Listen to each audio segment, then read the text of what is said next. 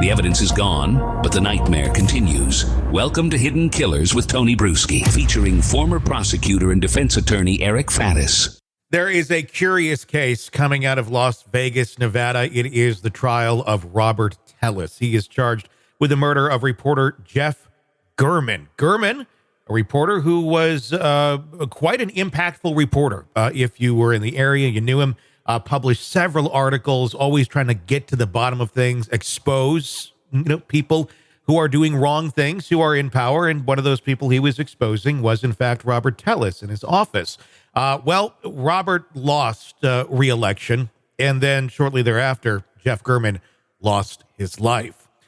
He's now facing those charges in court. Joining me to discuss, Eric Faddis, defense attorney and former prosecutor. This is it's a very interesting case. Just after watching opening statements yesterday, I gotta say it looks kind of open and shut. I mean, we're talking about the evidence that was captured on a closed circuit video camera, showing the man in the big hat and the sneakers and the big bag and all these items found in Robert Tellis's garage. Give me your insight on this thing as it starts to take off. Yeah, problematic. I mean, public corruption and exposing public corruption has certainly been in the news. And I think there's sort of an emergence of that, especially with independent journalists. And here, when you would look at the case, not only the items you mentioned that are found at Tellis's house, but also the DNA. His DNA is allegedly underneath the dead guy's fingers, and that's going to be incredibly difficult to get around. I mean, exactly. I mean, it's one thing we have circumstantial with, the physical evidence, the items that were in the house that were all cut up, which I found to be interesting as well. Like literally cut up sneakers, cut up hat into like little pieces.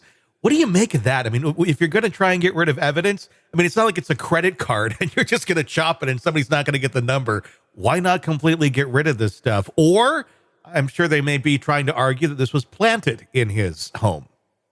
Criminals aren't always the sharpest tools in the shed. And, this certainly reeks of someone who is trying to cover something up, to destroy evidence, and doing it in a really stupid way. So these items are found there, and it shows a consciousness of guilt. It shows, that he believes he did something wrong and he doesn't want to get caught for it, in my opinion. The planting of evidence, they're going to have to come with some kind of substantiation of that, and I just haven't heard it. Because there's been arguments that Tellis's office, when he went in there, he really rattled things, changed a lot of things up, cut back all the overtime that was going on in the office, which I don't know, could be a good thing, could be a bad thing, depending how they needed those people to be working overtime or not. But he made a lot of enemies while he was actually in office and had some investigations into him as well. That's very true. And in fact, Tellis reports that he was receiving threatening voicemails and that kind of thing. So, he had some nemesis out there. But would someone really go to the lengths of killing, an innocent person and then framing this guy, Tellis, just because they hated Tellis? That just seems like a logical leap that I think the jury might not be willing to make. There's a lot of things that they're going to be looking at, in terms of the video evidence that we saw, and it's I don't have it on me, but it's a very interesting one. A big old like gardening hat, like huge, almost like it reminds me of like Raiden from Mortal Kombat, but it's not. It's not quite that style, but it's close. He's going to raise his hands to the air, and lightning's going to come down. And then big bright orange jumpsuit, the sneakers, the bag, all of that. And he has kind of a walk to him as well. Whoever this was in that video has a specific kind of gait to them.